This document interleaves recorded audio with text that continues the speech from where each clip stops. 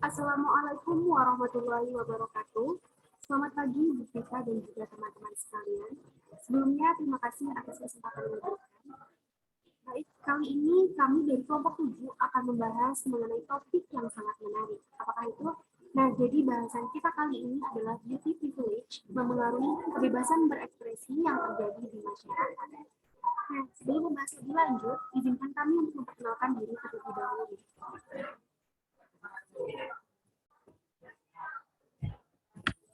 Nah, baik. Yang pertama ada Khairun Nisa, yang kedua ada Dinda Amalia Putri Nur Cahya, yang ketiga ada Ellen Aisyana, yang keempat ada saya sendiri, Vika Pradiana, dan juga yang terakhir ada Fatani Ubaidillah. Nah, apa aja sih yang bakalan kita bahas di sini? Nah, yang pertama adalah latar belakang, yang kedua ada contoh kasusnya, yang ketiga ada dampak apa aja sih yang timbul dari adanya beauty privilege, dan yang terakhir adalah solusi atau saran atas masalah. Yang pertama adalah latar belakang. Nah, apa sih sebenarnya kebebasan berekspresi itu?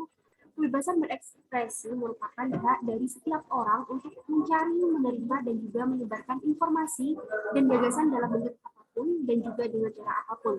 Baik secara lisan, misalnya seperti ketika kita menyampaikan pendapat ketika kita sedang rapat, kemudian bisa melalui media cetak, baik berupa tulisan di sosmed ataupun media melalui materi audiovisual serta ekspresi budaya, artistik maupun politik. Nah, kebebasan berekspresi juga mendukung hak asasi manusia lainnya seperti hak atas kebebasan berpikir, berkeyakinan, dan juga beragama. Nah, kenapa sih kebebasan berekspresi itu penting? Nah, ketika kebebasan berekspresi kita itu dilindungi, kita bisa menyampaikan, mencari, menerima, dan juga membagikan berbagai macam informasi seperti ikut webinar, ikut kelas online, streaming serial, dan juga dokumenter favorit, sampai baca berita dari media mancanegara. Nah, kebebasan berekspresi juga memungkinkan kita untuk mencari informasi seluas-luasnya untuk mengembangkan diri, hingga mendapat gambaran utuh tentang apa yang terjadi di dunia dari berbagai macam sumber. Baik, selanjutnya saya akan membahas beberapa aturan dasar yang mengatur kebebasan berekspresi yang ada di Indonesia. Yang pertama, ini ada pasal 19 ayat 2 Konvensi Internasional tentang Hak Sipil dan Politik yang telah diratifikasi oleh pemerintah Indonesia. Yang kedua ada pasal 28E ayat 3 Undang-Undang Dasar 1945. Dan yang terakhir ada pasal 28F Undang-Undang Dasar 1945. Oke, next slide. Baik, selanjutnya ini kita akan membahas apakah pada kehidupan di masyarakat itu kebebasan berekspresi telah dijalankan dengan baik atau belum. Oke, pada dasarnya kebebasan berekspresi itu kan hak setiap orang ya, dan tentunya hal tersebut telah dilindungi oleh undang-undang, seperti yang telah dijelaskan di slide sebelumnya. Nah, akan tetapi akhir-akhir ini itu ada hal yang salah mengenai hak kebebasan berekspresi yang terjadi di masyarakat. Hal tersebut dapat dilihat di media sosial seperti YouTube, Instagram, dan juga TikTok. Sekarang ini tidak dapat dipungkiri bahwa segala sesuatu itu yang pertama kali dilihat dari visualnya, sehingga beauty privilege ini semakin jelas gitu keberadaannya. Nah, media sosial ini tuh tempat bagi banyak orang untuk mengekspresikan diri dengan membuat konten-konten yang menarik. Namun, sekarang ini orang yang tidak memiliki beauty privilege itu seringkali dihujat gitu, hanya karena ingin mengekspresikan diri di media sosial. Padahal sebenarnya kontennya biasa-biasa aja, tidak salah dan tidak merugikan siapapun. Tapi banyak sekali orang yang berkomentar jahat, netizen yang berkomentar jahat dengan membawa keadaan fisik orang tersebut. Nah, dari statement itu dapat disimpulkan bahwa kebebasan berekspresi di masyarakat ini belum dapat dijalankan dengan baik. Salah satunya karena ada perundungan terhadap seseorang yang tidak memiliki beauty privilege. Oke, selanjutnya kelompok kami akan membahas sebuah contoh yang menunjukkan bahwa sekarang ini beauty privilege itu mempengaruhi kebebasan berekspresi seseorang, terutama di media sosial. Contoh kasus dalam beauty privilege-nya adalah Rahmawati KKI Putri Cantika, atau yang biasa dikenal dengan KKI. Pasti familiar dengan nama ini kan? Nah, Rahmawati KKI Putri Cantika adalah selebgram sekaligus YouTuber yang viral karena konten make up menggunakan balon sebagai pengganti beauty blender. Awal kedatangannya di dunia hiburan tanah air mendapat sambutan yang buruk dari masyarakat Indonesia. Hal ini disebabkan karena KKI, sapaan akrabnya, dianggap tidak cocok untuk menjadi beauty vlogger oleh netizen. Hingga kemudian banyak komentar negatif yang bermunculan pada akun sosial media milik KKI. Next.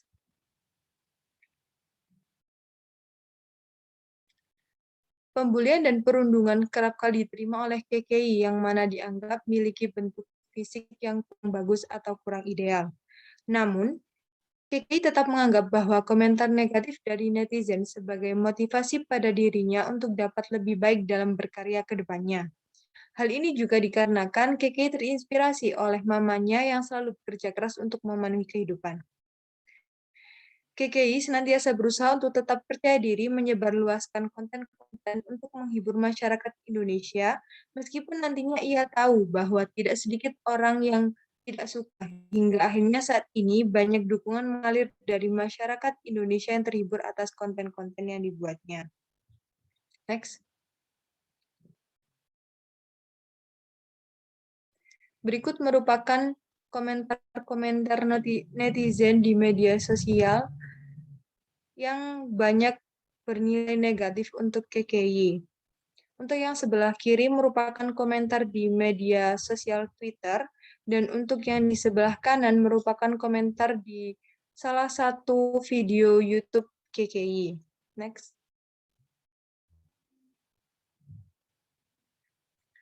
Untuk yang ini merupakan komentar dalam beberapa postingan Instagram dari KKI, yang mana juga komentar-komentar negatif netizen banyak ditemukan.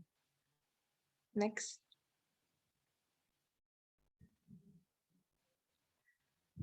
Komentar-komentar pedas yang dibuat oleh netizen Indonesia kerap kali menyinggung mengenai permasalahan beauty privilege, di mana orang yang good looking dianggap lebih pantas untuk dapat berkarya, sedangkan sebaliknya, orang yang bad looking dianggap tidak cocok untuk berkarya.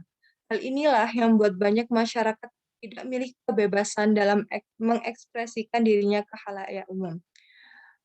Seperti kata berikut yang memotivasi kita bahwa kecantikan itu tidak penting untuk mengekspresikan dirinya, tapi kepercayaan dirilah yang dibutuhkan untuk mengekspresikan diri.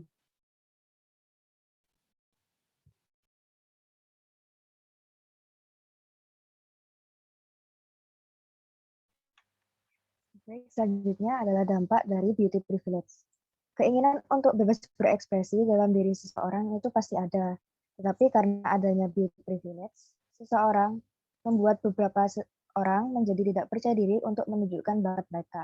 Selain bakat, mereka juga tidak berani untuk melakukan hal-hal yang mereka suka atau inginkan. Pada beauty privilege ini memiliki dampak baik dan dampak buruk bagi beberapa orang. Next.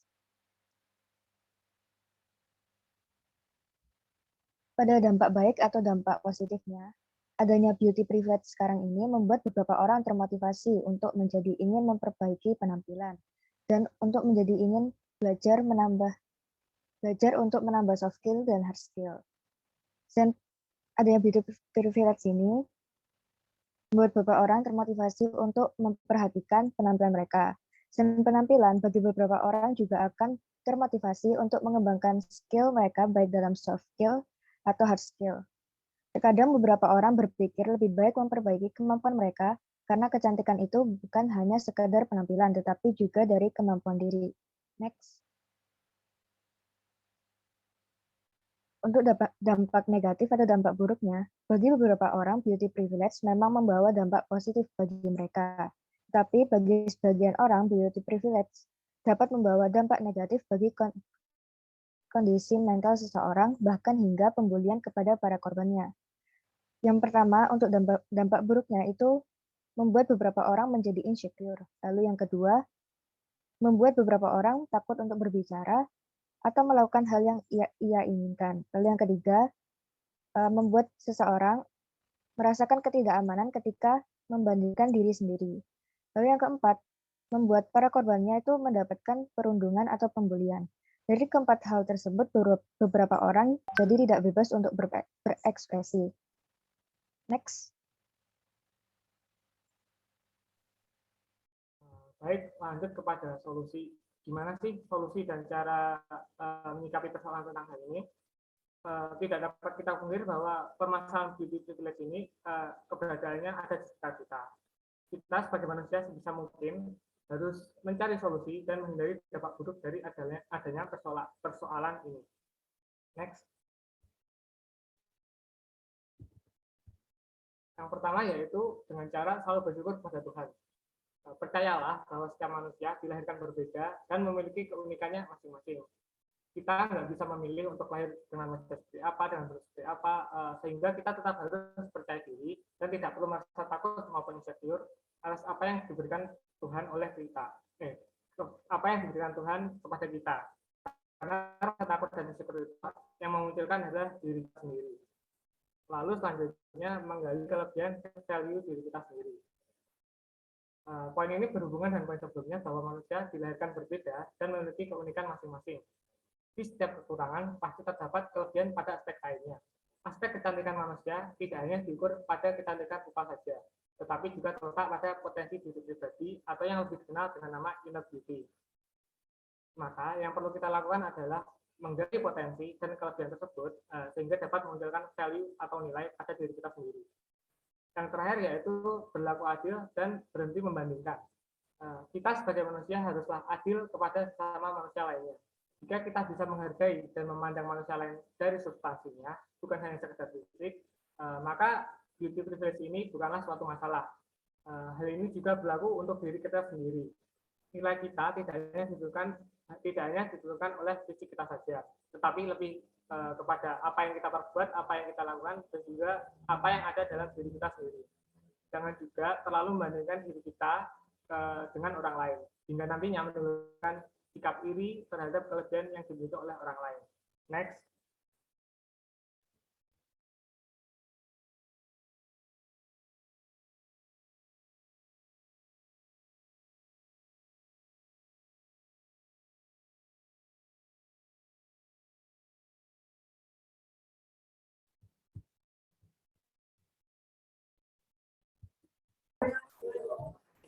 Baik, sekian pembahasan dari kelompok kami. Apabila ada kelebihan atau kekurangan, kami mohon maaf. Apabila ada tanggapan dan komentar, silakan disampaikan di kolom komentar. Wassalamualaikum warahmatullahi wabarakatuh.